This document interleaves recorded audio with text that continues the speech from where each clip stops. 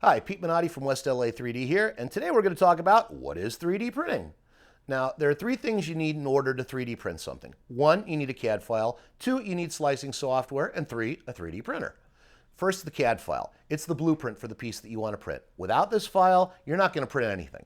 Now, it can be created in a number of different modeling programs, but if you want to save yourself some major headaches, use solid modeling software like Pro-E or SolidWorks.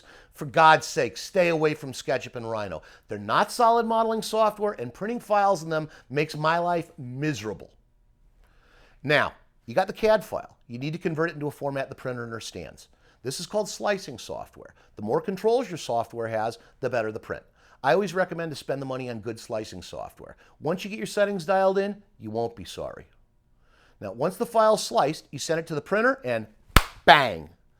Hopefully, you get a perfect print. Now, realize that even on commercial printers, you still get failures once in a while.